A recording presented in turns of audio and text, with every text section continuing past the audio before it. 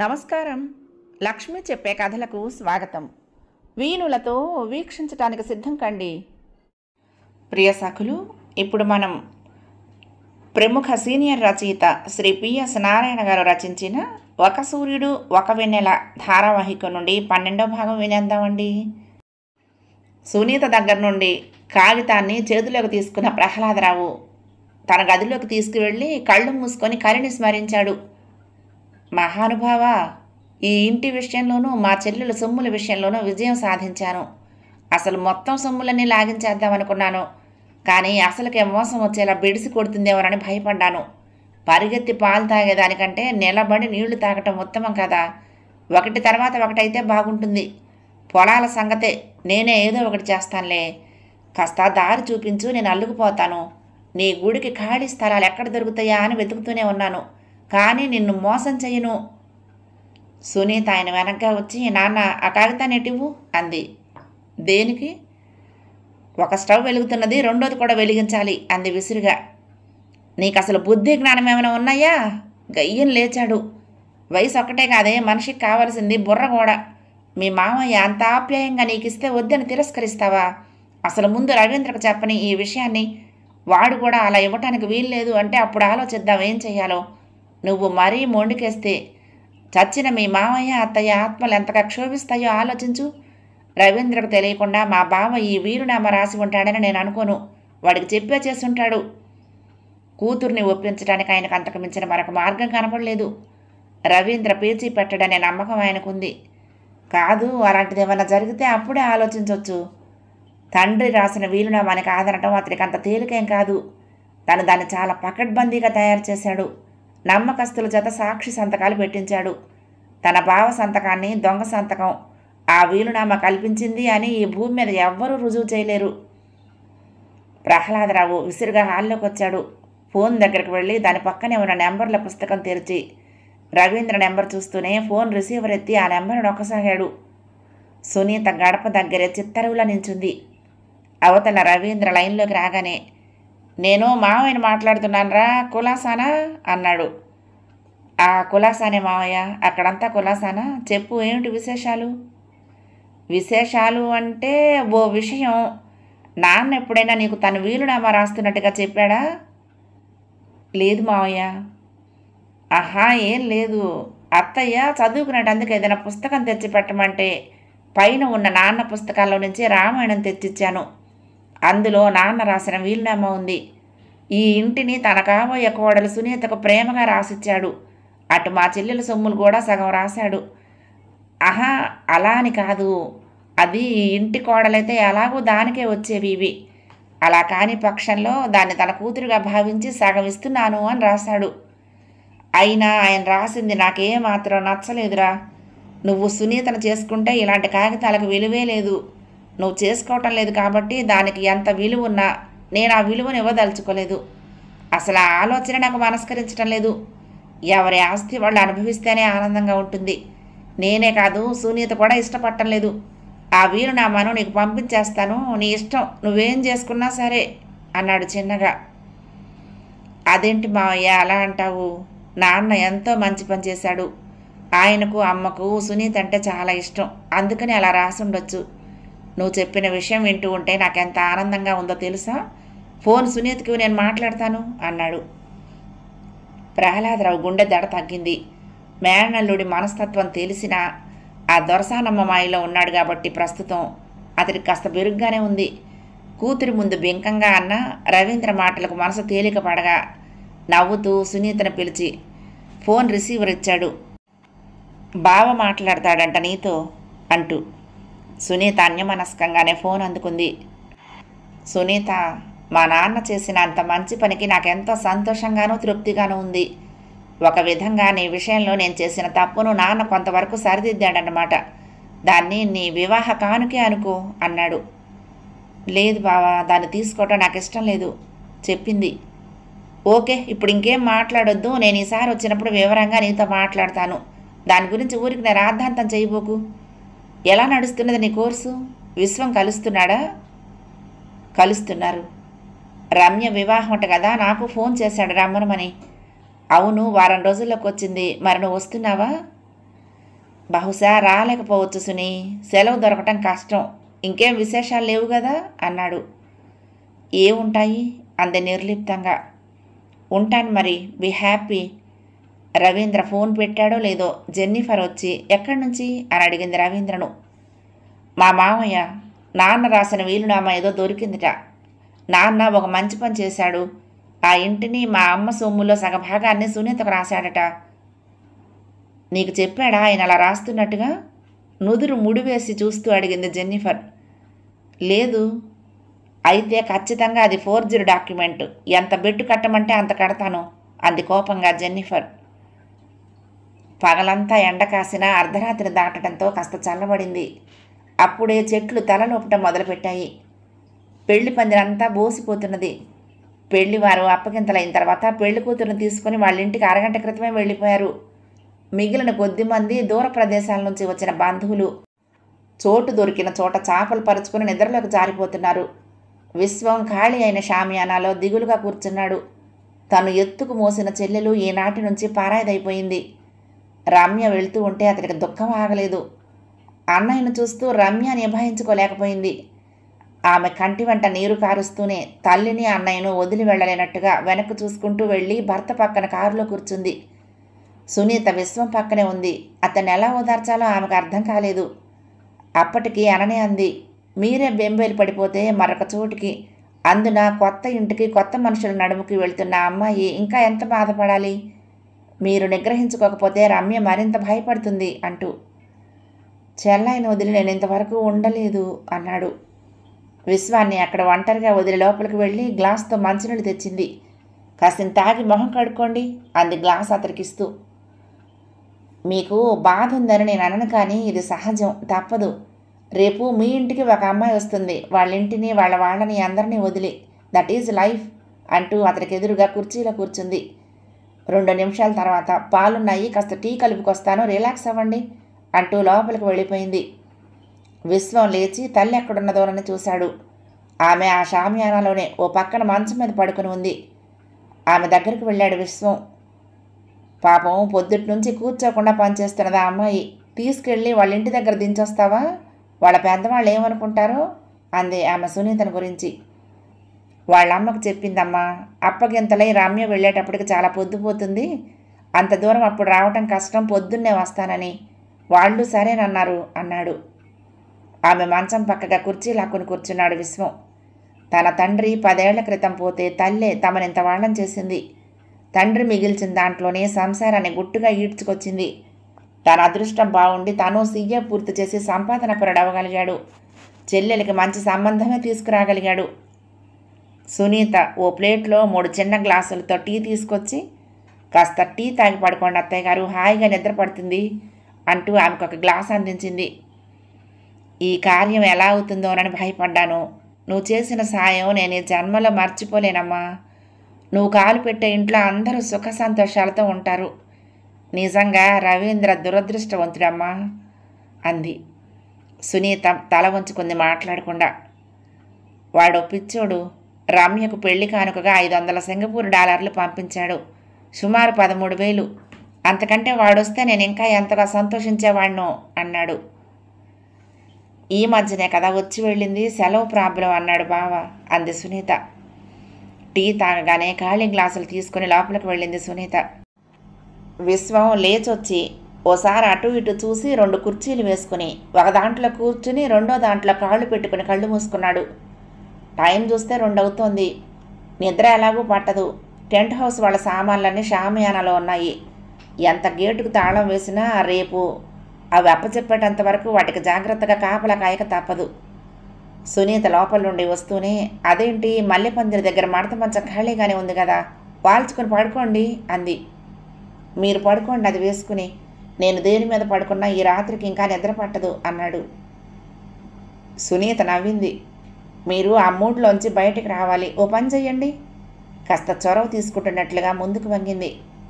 మీరు తొందరగా పెళ్లి చేసుకుంటే ఈ ఒంటరితనం పోతుంది అంది చిన్నగా, అతడికే వినపడేలా. అతడు తలెత్తి ఆమె వంకే కన్నార్పకుండా చూస్తూ, అయితే సునీత లాంటి అమ్మాయిని ఎవరినైనా చూపించండి, వెంటనే 3 ముళ్ళు వేసేస్తాను అన్నాడు. ఆమె ఉక్కిరి బిక్కిరయింది అతని మాటలకు.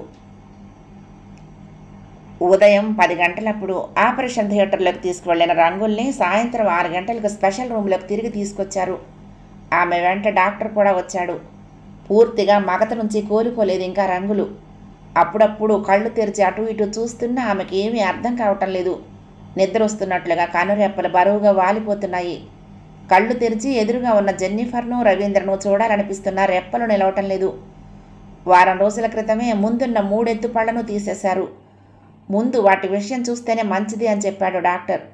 మిగతా వాటితో సరిపోయేలా కొత్త పళ్ళు పెట్టినప్పుడు అంతకు ముందు దాకా ఎత్తుపళ్లకు అలవాటు పడిన పెదవుల్లో మార్పు వచ్చే అవకాశం ఉండటంతో ఫేస్ లిఫ్టింగ్లో వాటిని కూడా సరిచేయొచ్చు అనేది ఆయన ఉద్దేశం. ముక్కును రైనోప్లాస్టీ చేశారు ముఖాకృతికి తగ్గట్టుగా. బొగ్గలు విశాలంగా సమపాళ్లలో ఉండటంతో చీక్ ఇంప్లాంట్ చేయాల్సిన అవసరం లేకపోయింది. అయితే ముందు అనుకున్నట్లుగానే ఎక్కడెక్కడ గుంటలున్నాయో వాటిని పూడ్చారు. చుబుకాన్ని సరిచేయాల్సి వచ్చింది. మిగతా వాటికి సరిగ్గా సరిపోయేలా గడ్డం వచ్చింది. ఐబ్రో లిఫ్ట్ సరే. ఇక కెమికల్ పీల్ ఒక్కటే మిగిలిపోయింది.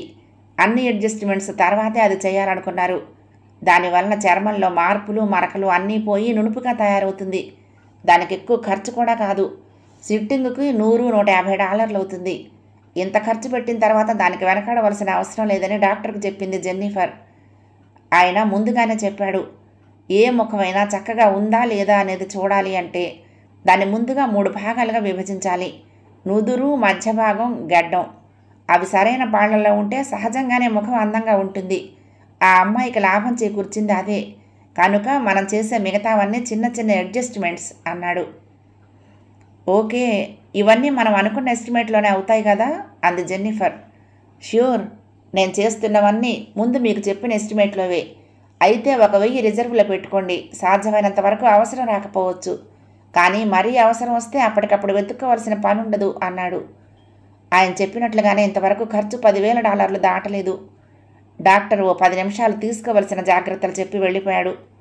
రాత్రికి ఇక్కడే ఉంచండి, రేపు ఉదయం నేను మళ్ళీ వచ్చి చూస్తాను. అప్పుడు చెప్తాను మీరు ఆమెను ఎప్పుడు ఇంటికి తీసుకువెళ్ళొచ్చు అన్నాడు. వాళ్ళ మాటలు మగతగా ఉన్నా రంగులకు వినిపిస్తూనే ఉన్నాయి, కానీ ఏం మాట్లాడుకున్నది అర్థం కావటం లేదు. రంగులు కళ్ళు మూసుకొని పడుకుంది. అప్పుడప్పుడు పెదవులు కదిలిస్తున్నా ఏమీ చెప్పలేకపోతున్నది. పక్కనే ఉన్న కుర్చీల్లో జెన్నిఫర్, రవీంద్ర కూర్చుని ఉన్నారు. జెన్నిఫర్కు ఉదయం నుంచి అక్కడే ఉండటంతో చాలా నీరసంగా ఉన్నట్లు అనిపిస్తోంది. ఎంత శుభ్రంగా ఉన్నా హాస్పిటలే. మందుల వాసన తలనొప్పిని తెప్పిస్తూ చికాగ్గా ఉంది. కిందకు వెళ్ళి కాఫీ షాప్లో కోక్ దొరుకుతుందేమో తాగొస్తాను అంది. రవీంద్ర లేచి బెల్ నొక్కాడు. రూమ్ బాయ్ రాగానే డబ్బులిస్తూ ఓ బిస్కెట్ ప్యాకెట్ 2 కోకులు పట్టుకురా అని పంపించాడు. జెన్నిఫర్ పక్కనే అటెండెంట్కు ఉన్న మంచం మీద నడుము వాల్చింది. లేనిపోనిది నెత్తిన పెట్టుకుని హైరాణ పడుతున్నావు జెన్నీ అన్నాడు జాలిగా ఆమె వంక చూస్తూ. జెన్నిఫర్ ఏది సరైన ఆలోచన లేకుండా చేయదు. ఆ విషయం పూర్తిగా నాకు వదిలేసాయి, నువ్వు అనవసరంగా వర్రీ అవ్వబోకు అంది. సరే, నీకే తెలియాలి అంటూ ఆమె మంచం పక్కన కుర్చీ లాక్కుని కూర్చున్నాడు. స్నానం చేస్తే హాయిగా ఉంటుందేమో అని అనిపిస్తోంది, కానీ మరొక డ్రెస్ లేదు. కళ్ళు మూసుకుంది మంటలు పుడుతున్నట్లు అనిపిస్తూ ఉండగా. నేను వెళ్ళి తెచ్చేదా అన్నాడు. వద్దు అన్నట్లుగా చెయ్యి ఊపింది. రవీంద్ర అనుమానంగా ఆమె ఒంటి మీద చెయ్యి వేసి చూస్తూ, జెన్నీ జ్వరం వచ్చినట్టుంది, ఒళ్ళు వేడిగా ఉంది అన్నాడు ఆదుర్దాగా. ఒళ్ళు నొప్పులు కూడా ఉన్నాయా? కొద్దిగా. కింద డ్యూటీ డాక్టర్ ఉంటాడు కదా, టెంపరేచర్ చూపించుకుంది కానీ పద అన్నాడు ఆమె చెయ్యి పట్టుకొని లేపుతూ. ఇద్దరు లిఫ్టుల కిందకు వెళ్లారు. డాక్టర్ పరీక్ష చేసి టెంపరేచర్ చూశాడు. జ్వరం 100 డిగ్రీలు ఉంది. మందులు ఇచ్చాడు. మీరు చాలా వీక్గా ఉన్నట్లున్నారు, ఒక బాటిల్ సెలైన్ తీసుకుంటే బాగుంటుంది. ఎలాగూ పైన మీరు మీ పేషెంట్ దగ్గరే ఉంటారు కదా, అక్కడే ఏర్పాటు చేస్తాను అన్నాడు. రవీంద్ర వెంటనే జెన్నిఫర్ను తీసుకుని పైకొచ్చాడు. రూమ్ బాయ్ అప్పటికే అక్కడ బిస్కెట్స్, కోక్ బాటిల్స్ తెచ్చి టేబుల్ మీద పెట్టి వెళ్ళాడు. మరీ చల్లగా ఉన్నట్టుంది, కోకు కాసేపు ఆగి తాగు, ఇప్పుడు బిస్కెట్లు తిను, పోనీ కాఫీ తీసుకురానా అన్నాడు. వేసుకున్న మందుల ప్రభావంతో తెల్లవారేటప్పటికి జెన్నిఫర్కు టెంపరేచర్ నార్మల్కి వచ్చింది. సెలైన్ నీరసాన్ని తగ్గించింది. ఉదయాన్నే 10 గంటలకు రౌండ్స్కి వచ్చిన డాక్టర్ రంగుల్ని చూసి అంతా నార్మల్గానే ఉండటంతో డిశ్చార్జ్ చేశాడు. ఆమెను తీసుకుని కారులో ఇంటికి వచ్చేటప్పటికి సరిగ్గా 12 అయ్యింది. అర్ధరాత్రి సమయంలో ఫోన్ మోగుతూ ఉంటే చెయ్యి చాపి అందుకుని ఆన్ చేసింది జెన్నిఫర్. ఆ కాల్ అమెరికా నుండి చేసింది ఆమె మేనమామ. అమ్మకి బాగోలేదు, ఆసుపత్రిలో చేర్చారని వినగానే కంగారుగా అడిగింది జెన్నిఫర్ ఏమైంది అని. అంతకు గంట క్రితమే వాన ఎడాపెడా కొట్టింది. ఏసీ ఆఫ్ చేసి కిటికీ తలుపులు తెరిచింది. ఆకాశంలోకి చొచ్చుకుపోయినట్లు నా ఫ్లాట్లోకి చల్లటి గాలి వీస్తోంది. అయినా అమ్మకు బాగాలేదు అనేటప్పటికీ ఊపిరాడని దానిలా గిలగిల్లాడసాగింది. బీపీ పెరిగింది. నిన్ను చూసి సంవత్సరం దాటింది కదా, నిన్ను చూస్తేనన్నా ఆ బీపీ తగ్గుతుందేమోనని నేను అత్తయ్య అనుకుంటున్నాం చెప్పాడాయన. అంతేనా, ఇంకేమైనా ప్రాబ్లం ఉందా భయంగా అడిగింది. తను భయపడతానేమోనని ఆయన చెప్పటం లేదేమోనని ఆమె అనుమానం. జెన్నీ, ఏమీ లేదన్నాను కదా, నువ్వు ఒకసారి వచ్చి వెళ్తే తనకు తృప్తిగా ఉంటుంది. సరే, రేపు నేను ఆఫీస్కి వెళ్ళి ఎప్పుడు రాగలిగేది ఫోన్ చేస్తాను. లేదా వెంటనే బయలుదేరాలి అంటే రేపు మధ్యాహ్నం డైరెక్ట్ ఫ్లైట్ ఉంది కదా, దానికి బయలుదేరతాను టికెట్ దొరికితే అంది. అంత హడావుడేం లేదు, 2 రోజులు టైం తీసుకొని రావచ్చు. నువ్వు ఒక వారం రోజులు ఉండేలా వస్తే తను సంతోషిస్తుంది. అన్ని దిగుళ్లే మీ అమ్మకు. ఎందుకు దిగులు? నువ్వు దూరంగా ఉన్నావని, నీకు పెళ్లి కాలేదని, నువ్వెవరినో భారతీయుడిని చేసుకోబోతున్నావని. సరే, ఫోన్ పెట్టేస్తున్నాను మావయ్య. ఆగు, చెప్పేదంతా విను. తల్లి కూతురు గురించి అలా ఆలోచించటంలో తప్పేమైనా ఉందా అన్నాడు ఆయన. నేనేదైనా చెడ్డ పని చేస్తూ ఉంటే భయపడాలి. వయసు వచ్చిన కూతురు దూరంగా, అందున ఒంటరిగా ఉండటం భయమే. పెళ్ళై భర్తతో ఉంటే ఏ దిగులు లేదు. సరే మావయ్య, నేను వస్తాను కదా, వివరంగా మాట్లాడతాను. ఫోన్ పెట్టేసింది. ఆయన చెప్పేవన్నీ ఎప్పుడూ ఉండేవే. తల్లి గోల తల్లిది. ఆమెకు తెలియదు, మరొకడు చెప్తే అర్థం చేసుకోవడానికి ప్రయత్నించదు. తన గదిలో నుంచి బయటకు వచ్చి రవీంద్ర గది తలుపు తెరుచుకొని వెళ్ళి లైట్ వేసి అతన్ని లేపింది. నేను వెంటనే అమెరికా వెళ్ళాలి అంది. ఏమైంది? రవీంద్ర లేచి కూర్చుని ఆదుర్దాగా అన్నాడు. అమ్మకు బీపీ పెరిగితే హాస్పిటల్లో చేర్చారట. అంత ఎక్కువగా ఉందా? ఇప్పుడైతే ప్రాబ్లం ఏమీ లేదుట, కానీ ఏమైనా అవుతుందేమోనని భయపడుతున్నాడు మావయ్య. మామూలుగా అయితే ఆయన రమ్మనమనడు. ఎప్పుడు వెళ్దామని? రేపు ఆఫీస్కి వెళ్ళి డిసైడ్ చేద్దాం. అంతేకాదు, మరొక ముఖ్యమైన విషయం కూడా. వీలైనంత తొందరలో మనం వివాహం చేసుకుంటే మరిన్ని సమస్యలు రాకుండా ఉంటాయి. ఆమె కంఠం హెచ్చించి అంది. రవీంద్ర ఆమెనే చూస్తున్నాడు. మాటలు పెద్దగా వినపడుతూ ఉండటంతో రంగులు లేచింది. టైం చూసుకుంది. దివాన్ మీదే రవీంద్ర గదివైపుకు చూస్తూ కూర్చుంది. అది రోజుల్లో అయ్యే పని కాదు కదా అన్నాడు. రోజుల్లో కాకపోవచ్చు, కానీ వీలైనంత త్వరలో జరిగితే మంచిదంటున్నాను. మనం త్వరగా ఏదో ఒకటి చేసి మన వివాహానికి దారి సుగమం చేసుకోవాలి అంది రంగుల గదివైపుకు చూస్తూ. రవీంద్రకు అర్థమైంది ఆమె ఉద్దేశం. టికెట్ దొరికితే రేపే వెళ్ళిపోతాను. వారం రోజులుండి అమ్మను డిశ్చార్జ్ చేయగానే వచ్చేస్తాను చెప్పింది. నేను కూడా రానా? ఒక్క క్షణం ఆగింది జెన్నిఫర్. అతన్ని కూడా తీసుకువెళ్తే బాగుండేమోని అనిపించింది. తన తల్లికి కాబోయే అల్లుడిని చూపించినట్లుగా ఉంటుంది, తన వాళ్ళందరికీ పరిచయం చేసినట్లు అవుతుంది. కానీ పెళ్ళవకుండానే అతన్ని తీసుకుని వెళ్తే ఆమెకు బీపీ ఇంకా పెరుగుతుందేమో. పాతకాలపు మనిషి. ఆ పైన తను ఆయనతో ఇండియా వెళ్ళి అక్కడ గొడవలు చూసింది కదా. సరే, ఓ పని చెయ్యి అంది తన మనసులోని మాట చెప్తే అతను ఎక్కడ బాధపడతాడో అన్నట్లుగా ఆలోచిస్తూ. నాకంటే వీసా ప్రాబ్లం లేదు, ముందు నేను వెళ్తాను, నువ్వు వెంటనే వీసాకి అప్లై చేయి. అవసరం అనుకుంటే ఫోన్ చేస్తాను, అప్పుడు వద్దు కానీ అంది. రవీంద్ర తల ఊపాడు. 1 గంట అవుతున్నది. దిగాలుగా వెనక్కు తిరిగింది. తల్లికి తనకు తల్లి తప్ప ఇంకెవరున్నారని, పక్కన మావయ్య ఉండి కనిపెట్టి ఉంటానని మాట ఇవ్వటంతో తన కంపెనీ వాళ్ళు ఎక్కువ జీతం మీద సింగపూర్ వెళ్ళమన్నప్పుడు అంగీకరించింది. తల్లిని కూడా తనతో పాటు రమ్మంది, కానీ సొంత ఇల్లు వదిలి రావటానికి ఆమె ఇష్టపడలేదు. ఆమెకు వయసు వచ్చింది. దానికి తోడు ఆరోగ్యం కూడా చెడిపోతే కోలుకోవటం బహు కష్టం. వీలైనంత త్వరలో తన అమెరికా వెళ్ళిపోవటమే మంచిది. ముందు రంగుల్ని ఇక్కడ నుండి పంపేయాలి, విడాకులు ఇప్పించాలి. ఇండియాలో ఉన్న రవీంద్ర ఆస్తుల్ని అమ్మించేయాలి, లేకపోతే అవి తమకు దక్కవు. ముసలాడు సునీత కలిసి పూర్తిగా స్వాహా చేసేస్తారు. అలాంటి కుత్సితులకు లాభం చేకూర్చేదానికంటే ఏ అనాథాశ్రమానికో దానం ఇస్తే 4 బీద వాళ్లకు సాయం చేసినట్టుగా ఉంటుంది. ఇంటికి కన్నం వేశారు, సొమ్ములు సొంతం చేసుకుంటున్నారు, పొలాలను కూడా ఏదో విధంగా మింగేస్తారు. రవీంద్ర చెప్పినట్లుగా చాలా డిపాజిట్లు కూడా ఉండుంటాయి. వాటినైనా జాగ్రత్త చేసుకోవటం మంచిది. గుడ్ నైట్ అంది ఆలోచనల్లో నుంచి బయటపడిన జెన్నిఫర్. వెనక్కు తిరిగి ఓ అడుగు వేసిందో లేదో కాళ్ళు ఎవరో పట్టేసినట్టుగా ఆగిపోయాయి. తలుపు దగ్గర నిలబడి ఉన్న రంగులు ఆ గదిలోని దీపపు కాంతిలో తళుక్కున మెరిసింది. ఆమె ఉలిక్కి పడేలా. రోజు చూసే మనిషే అయినా ఎవరో ఎప్పుడూ చూడని మనిషిలా కొత్తగా కనపడింది ఆమె ఆ క్షణాన. ఆకాశపు రంగు చీరలో రేగిన జుట్టుతో అందాల బొమ్మలా తీర్చిదిద్దబడిన ముఖంతో ఉన్న రంగులు.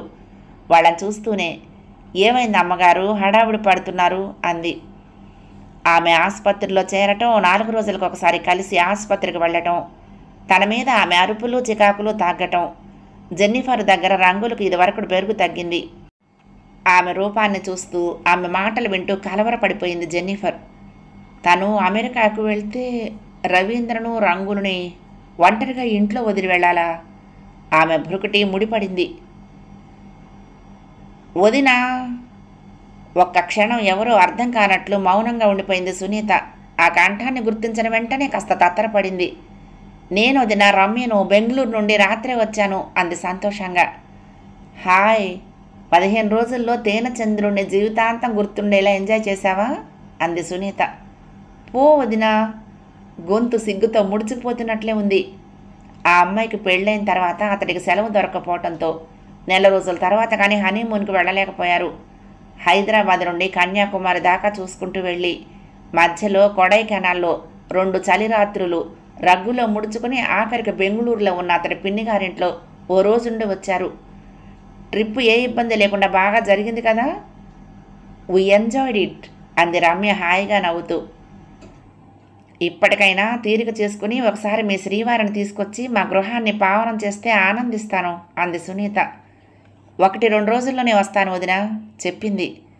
ఆ అమ్మాయి మాటకు ముందు వదిన అని పిలవటం సునీతకి ఇంపుగానే ఉన్నా మనసంతా ఉవ్వెత్తున లేస్తున్న అంతరంగ తరంగాలతో అలజడి కలిగిస్తోంది.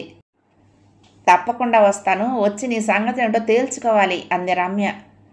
నేనేం తప్పు చేశాను తల్లి అంది కంగారుగా సునీత. నేను తప్పు చేస్తేనే నా సంగతి చూసావా? నా జీవితానికి ఒక చక్కని పూలబాట వేసి ఆ ఇంటి నుంచి నన్ను బయటికి పంపావు, మా అన్నయ్యని ఒంటరి వాణ్ణి చేస్తూ. ఇది మరీ బాగుందమ్మా అంది మురిపంగా ఆ మాటలు వింటూ. నాదే ఉందమ్మా మరదలా, చెల్లెలి సుఖం ఏ అన్న కోరుకోడు? తను ఒంటరివాడైపోతాడని చెల్లెల్ని దానింట్లోనే ఎన్నాళ్ళు ఉంచుకుంటాడు. అందుకే కదమ్మా వదినమ్మా రాత్రి రాగానే అమ్మకు ఫోన్ చేస్తే ఏముందో తెలుసా? అన్నయ్య ఈ మధ్య అదోలా ఉన్నాడట, సరిగ్గా ఇంటికే రావటం లేదట. పొద్దున 4 మెతుకులు తిని వెళ్తే ఏ అర్ధరాత్రి అప్పుడో వచ్చి మొక్కుబడిగా 4 మెతుకులు తిని పడుకుంటున్నాడట. మనసును ఎక్కడో పారేసుకున్నట్లుగా తిరుగుతున్నాడట. బై 4ంటికి మీ ఇన్స్టిట్యూట్కి వస్తా, మా అన్నయ్యని వెంట తీసుకురమ్మంటావా? నేను ఒక్కదాన్నే వచ్చినా సరిపోతుందా అంది రమ్య. నువ్వు ఒక్కదాన్ని వస్తేనే నేను నీతో హాయిగా మాట్లాడేది అంది సునీత. రమ్య పకపకాన వేసింది. సో నాకు కావలసిన సమాధానం దొరికింది. అంటే మా అన్నయ్య మనసును దోచుకున్న దొంగవు నువ్వేనన్నమాట. అందుకే నీకు ఆయన గారంటే భయం. చీపో. సిగ్గుతో సునీత బొగ్గలు ఎర్రబడ్డాయి. బాయ్ అంటూ ఫోన్ పెట్టేసింది రమ్య. 1 నిమిషం పాటు కళ్ళు మూసుకుని రమ్య మాటలను మననం చేసుకుంటూ విశ్వం రూపాన్ని కళ్ళ ముందు కదిలించుకుంటూ తన్మయంగా నిలబడిపోయింది. ఎవరే? వెనక్గా ఉన్న ప్రహ్లాదరావు అడిగాడు. ఆయన ప్రశ్నకు ఉలిక్కి పడ్డట్టుగా వెనక్కు తిరిగింది. విశ్వం గారి చెల్లెలు రమ్య. జాగ్రత్తగా డీల్ చేయి. రవీంద్రను ఎలాగో పోగొట్టుకున్నావు. పోనీలే, ఈయన ఆయన గారి స్నేహితుడేగా, చార్టెడ్ అకౌంటెంటు, బాగానే సంపాదిస్తున్నాడని విన్నాను. నీ జీవితం సుఖంగా గడిచిపోవాలి అంటే అలాంటి వాళ్ళని చేజార్చుకోకూడదు. బెత్తరిపోయింది తండ్రి మాటలకు. మరు క్షణంలోనే కోపంతో ముక్కుపుటాలు అదురుతూ ఉండగా ఆ గదిలో నుంచి పరిగెడుతున్నట్టుగా బయటకు వచ్చేసింది. సుధీర్ మెరీనా బీచ్ రోడ్డు మీద నడుస్తున్నాడు. రేపు 2 పిక్చర్లు రిలీజ్ అయినాయంటే ఇక తనకు బయట తిరిగే వెసులుబాటు ఉండదు. జనం తనను బయట కనపడనీరు, వెంటబడి పరిగెత్తిస్తారు. ఇప్పుడు పని లేకుండా ఇంట్లో కూర్చున్నా కాస్త శరీరం పెరిగిందంటే అదొక మైనస్ పాయింట్ అయి కూర్చుంటుంది. అందుకే సాయంత్రం వెంకటాద్రి ప్రొడక్షన్ ఆఫీస్ నుండి సరాసరి మెరీనాకు వచ్చేసి బీచ్ రోడ్ ఎమ్మటే ఓ 3 కిలోమీటర్లు నడుస్తాడు. మనుషుల్ని, ఆకాశాన్ని, సముద్రాన్ని చూస్తూ 8 అవుతూ ఉండగా బస్సు ఎక్కి రూముకు చేరాడు. స్నానం చేసి అయ్యర్ హోటల్కి వెళ్ళి భోజనం చేసి రూమ్కి వెళ్ళి తలుపులు వేసుకుని హాయిగా పడుకున్నాడు. ఉదయాన్నే లేచి స్టూడియోకి ముహూర్తం షాటుకు తయారవ్వచ్చు అన్నట్లుగా తెల్లవారితోనే స్నానం చేసి దేవుడికి దండం పెట్టుకుని ఆటో ఎక్కి సరాసరి స్టూడియోకి వెళ్ళాడు. అప్పటికే అక్కడ సింహాచలం ఉన్నాడు మేకప్ రూమ్లో అతడి కోసం ఎదురు చూస్తూ. సుశీల కూడా వచ్చింది. తెర మీద ఆమె పేరు రవ్వగా మార్చారు. ఆమె కుటుంబ సభ్యులు వచ్చారు. గుడి సెట్టింగ్ ముందు హీరో హీరోయిన్ అర్చకుడు తెచ్చిన హారతిని ఒకళ్ళనొకళ్ళు క్రీగంట చూసుకుంటూ కళ్ళకద్దుకోవాలి. అదే మొదటి దృశ్యం. టెక్నీషియన్స్ అంతా వచ్చారు. గుడి దగ్గర అన్ని ఏర్పాట్లు జరిగిపోతున్నాయి. సరిగ్గా 10 గంటలకు కెమెరా ఆన్ చేయాలి. వెంకటాద్రి, అతని స్నేహితులు మరికొంతమంది ప్రొడ్యూసర్స్ వచ్చారు. 10కి ఇంకొక పావు గంట ఉన్నదనగా వెంకటాద్రి మేకప్లో ఉన్న సుధీర్ దగ్గరకు వచ్చాడు. ఆయన చూస్తూనే వంగి కాళ్లకు నమస్కారం పెట్టాడు. ఆయనకు ఆనందాన్ని కలిగిస్తూ సుధీర్, శుభం, నీకు అన్ని విధాల విజయం చేకూరాలని దీవిస్తున్నానయ్యా. ఏదో అలా అనుకున్నాను నిన్ను హీరో చెయ్యాలని. ఈనాటికి నా కోరిక నెరవేరింది. నాకు చాలా సంతోషంగా ఉంది. మేమే నీ అపాయింట్మెంట్ కోసం ఎదురు చూసేలా నువ్వు వెండి తెర మీద వెలిగిపోవాలని మనసారా కోరుకుంటున్నాను. మీరెప్పటికీ నాకు పూజ్యులే. మీ ఆశీర్వాదమే నాకు 1000 ఏనుగుల బలం అన్నాడు. సుధీర్ సింహాచలం చేతే కావాలని మేకప్ చేయించుకున్నాడు. అతడు మేకప్ చేయడానికి ఎదురుగా కూర్చున్నప్పుడు అతడు ఎంత వద్దన్నా వినకుండా అతడి కాళ్లకు దండం పెట్టాడు. ఇదంతా నీ చలవే అంటూ. ముహూర్తం షాట్కు క్లాప్ కొడుతున్నది ఓ ప్రముఖ హీరో. ఈ మధ్య విడుదలై విజయవంతంగా నడుస్తున్న వెంకటాద్రి సినిమాకు అతడే చేశాడు. సినిమా జర్నలిస్టులు వచ్చారు. 10కి 5 నిమిషాలు ముందుగా సుధీర్, రవ్వ ఎదురెదురుగా గుడి ముందు నిల్చుని ఉన్నారు. ఎదురుగా అర్చకుడు చేతిలో హారతి పళ్ళెంతో. కెమెరాలు కదులుతున్నాయి. సుధీర్ గుండెల్లో ఆనందం ఎంతగా పరవళ్ళు తొక్కుతున్నదో అతడి కాళ్లల్లో అంత వణుకు పుట్టుకొస్తున్నది. స్టేజ్ మీద ఎలాంటి దృశ్యాన్నైనా ఏకధాటిగా ఊపేసిన అతడికి ఇది మొదటి అనుభవం అవటంతో కాస్త నరాల్లో వణుకు. ముహూర్త సమయం అయింది. Okay, ready, action. Hero clap కొట్టేశాడు. సుధీర్ రవ్వ మొహంలోకే చూస్తూ హారతి కళ్ళకద్దుకున్నాడు. నన్ను కాదు చూడాల్సింది, అక్కడున్న దేవుణ్ణి, ముందున్న హారతిని అంది కొంటెగా రవ్వ. నీ కళ్ళల్లోనే కనపడుతున్నాడు ఆ దేవుడు, హారతి కూడా. సుధీర్ తన్మయంగా అన్నాడు. కట్. చప్పట్లు. ఫైన్, వెంకటాద్రి పెద్దగా అంటూ ముందుకొచ్చాడు. మొదటి షాట్ ఓకే, గొప్పగా చూపించావయ్యా నీ ముఖంలో ఎక్స్ప్రెషన్. ఫోటోలు, జర్నలిస్టులు. వాళ్ళు పక్కకు జరగానే మిగతా ప్రొడ్యూసర్లు అతన్ని అభినందించారు. బాగుంది, కీప్ ఇట్ అప్ అన్నారు. అందులో ఇద్దరైతే ఒకసారి మా ఆఫీస్కి రండి, నెక్స్ట్ పిక్చర్ ప్లాన్ చేస్తున్నాం, మీరు దాంట్లో కథానాయకుడిగా బాగా సరిపోతారని అనిపిస్తుంది అన్నారు. సుధీర్ కళ్ళు ఆనందంతో మెరిశాయి ఆ మాటలు వింటుంటే. ఆనందంతో ఉబ్బి తబ్బిబ్బయ్యాడు. సాయంత్రం 6 గంటలు. సింగపూర్ అందాలని 15వ అంతస్తు బాల్కనీలో నిలబడి రంగులు చూస్తున్నది. ఆకాశాన్ని అంటుతున్న మేడలు, విశాలమైన రోడ్ల మీద పరిగెడుతున్న కార్లు, వీస్తున్న చల్లటి గాలి. సూర్యుడు భవంతుల వెనక్కు జారి వెలుగును మింగేస్తున్నాడు. 3 గంటల క్రితం జెన్నిఫర్, రవీంద్ర ఎయిర్పోర్ట్కి వెళ్లారు. జెన్నిఫర్ను అమెరికా వెళ్లే విమానం ఎక్కించేటందుకు. ఫ్లైట్ 6 గంటలకు. అంటే రవీంద్ర ఇంకొక గంటలో ఇంటికి వచ్చేయొచ్చు. బాల్కనీ తలుపు మూసి లోపలికొచ్చింది రంగులు. రవీంద్రతో ఆ ఇంట్లో కొద్ది రోజులు ఒంటరిగా గడపబోతున్నాను అనుకునేటప్పటికల్లా ఆమెకు తెలియని వింత అనుభూతి ఆవరిస్తోంది. ద్వేషంతోనూ, అసహ్యంతోనూ, కోపంతోనూ ఆ 3 ముళ్ళు వేసినా ఆయన తన భర్త కాకపోడు. తను పని మనిషిగా ఈ ఇంటికి వచ్చిన మాట వాస్తవమే, కానీ న్యాయపరంగా ఆలోచిస్తే తను ఆయన భార్యే, కాదని ఎవరూ అనలేరు. వాష్ బేసిన్ ముందు నిలబడి అద్దంలో తనను తాను చూసుకుంది రంగులు. తనకే ఆ రూపం ఎవరిదో కొత్త మనిషిలా కనపడుతున్నది. 20 సంవత్సరాలు తనని అంటిపెట్టుకుని ఉన్న తనకే అసహ్యం వేసే తన ముఖం ఈనాడు అసలు తను గుర్తుపట్టడానికే వీల్లేనంత అందంగా తయారైంది. ఆలోచిస్తూనే జుట్టు ముడివిప్పి అద్దంలో చూసుకుంటూ దువ్వుకోసాగింది. తను రంగులు అని చెప్పినా తన తల్లే గుర్తుపట్టదు. ఆ ఎత్తుపళ్ళేవి, ముక్కు కింద నొక్కేసినట్లుండే ఆ గొంట ఇది, ముఖం మీద, చెంపల మీద ఆ ఘాట్లేవి. తల దూకుంటూనే జెన్నిఫర్ బెడ్రూమ్లోకి వెళ్ళింది. డ్రెస్సింగ్ టేబుల్ ముందు కూర్చొని అద్దంలోకి మురిపంగా చూసుకుంటూ జడ వేసుకోసాగింది. వదులుగా ఉన్న ఆ పొడవాటి జడ చివరలను సర్దుకుంటూ తన చూపులకే తన మొహానికి దిష్టి తగులుతుందా అన్నట్లుగా తన్మయంగా కళ్ళు మూసుకుంది. చేతిలో కోల్డ్ క్రీమ్ కొద్దిగా వేసుకుని ఒకసారి దాని గుమగుమలను ఆఘ్రాణించి మొహానికి పూసుకుంది. గంధపు వాసనతో మత్తెక్కిస్తున్న పౌడర్ను దూమెరుగ్గా అద్దుకుంది. కుంకుమ తీసుకొని అలవాటుగా పెద్ద బొట్టు పెట్టుకుంది. పెదాలు అటు ఇటు తిప్పి చూసుకుంటూ ఏ రంగు ఆ సన్నటి పెదాలకు మరింత అందాన్ని ఇస్తుందా అని ముందు ట్రేలో పెట్టి ఉన్న వివిధ రంగుల లిప్స్టిక్లను చూస్తూ ఉండిపోయింది కొద్దిసేపు. జెన్నిఫర్ 1 వారం రోజుల దాకా రాదు. తన గదిలోకి వెళ్ళి అలమారలో హ్యాంగర్స్కున్న చీరలన్నీ ఒక్కొక్కటి తీసి భుజం మీద వేసుకొని చూసింది. ఆ దొరసాని లేదు కాబట్టి ఆయన గారు తనతో స్వేచ్ఛగా మాట్లాడతాడా? ఈనాడు తనను అసహించుకోవటానికి తన మొహం ఏమీ అసహ్యంగా లేదు కదా. గులాబీ రంగు పూల చీర తీసుకుని డ్రెస్సింగ్ టేబుల్ ముందే నిలబడి అద్దంలో తనను తాను చూసుకుంటూ ఒంటిని ఉన్న చీరను విప్పేసాగింది. అసలే విశాలమైన ఆమె కళ్ళను మరింత కాంతి చుట్టేసింది. వింత వింత ఆలోచనలు, ఊహలు, కోరికలు. చటుక్కున ఆమెకు ఆలోచన వచ్చింది. వడివడిగా తన గదిలోకి వెళ్ళి తన పాత ట్రంక్ పెట్టి తెరిచింది. అందులో అడుగును పడేసి ఉన్న ఆయన గుళ్ళో తన మెళ్ళో కట్టిన మంగళసూత్రాలను తీసి ఆప్యాయంగా వాటిని తడుముతూ కళ్ళకద్దుకుని మెళ్ళ వేసుకుంది.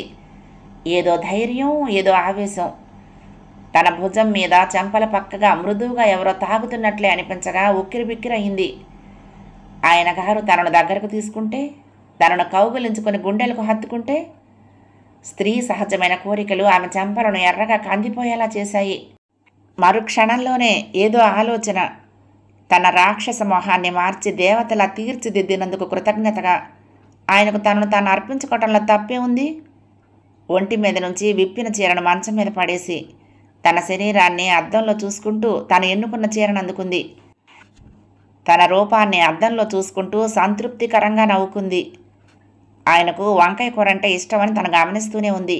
ఫ్రిడ్జ్లో ఇంకా వంకాయలు ఉన్నాయి. ఈ పూట ఆ కూర చేయాలి. తన బ్రతుకు మొత్తంలో ఈ వారం రోజులే దివ్వెల్లా వెలిగిపోయి తన స్వర్గంలో తిరుగుతూ ఆయనకు స్వర్గం చూపించాలి. ఆ దొరసాని వచ్చిందంటే తన బ్రతుకు తన గదికి, తన దివానికే బందీ అయిపోతుంది. రేపో మాపో ఆవిడగారు తనను ఇండియా పంపటం కూడా ఖాయమే. అందుకే తనే చొరవ తీసుకుని భర్తతో కూడిన సంసారంలోని తీయదనాన్ని ఈ వారం రోజుల్లోనే ఆస్వాదించాలి. తనకు గుళ్ళో పెళ్ళైన నాడు ఆ భయంకర పరిస్థితుల్లో తనని తాను అద్దంలో చూసుకునే అవకాశమే దొరకలేదు. కానీ ఈనాడు ఒంటరిగా ఈ ఇంట్లో తన మెడలో నలుగురు నడుమ తాళి కట్టిన మొగుడితో గడపబోతున్న ఈ రాత్రి స్వర్గమే అయితే తనకంతకు మించిన ఆనందం మరొకటి లేదు.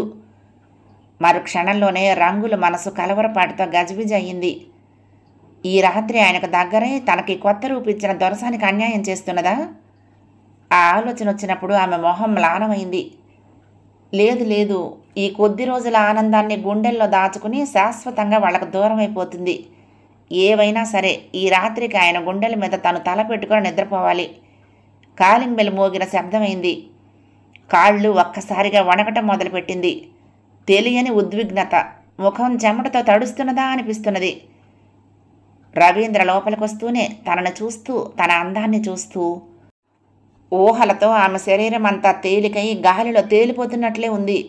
తడబడుతూ వెళ్ళి తలుపు హ్యాండిల్ మీద చెయ్యి వేసి కిందకు నొక్కింది. 12వ భాగం సమాప్తం. ప్రియ సఖులు, ఈ కథ మీకు నచ్చితే తప్పకుండా లైక్ చేయండి, షేర్ చేయండి, కామెంట్ చేయండి, సబ్స్క్రైబ్ చేసుకుని నన్ను ఎంకరేజ్ చేయండి. ఉంటానండి. ప్రేమతో లక్ష్మి, కృష్ణాతీరం, దుర్గమ్మ సన్నిధానం. నమస్తే.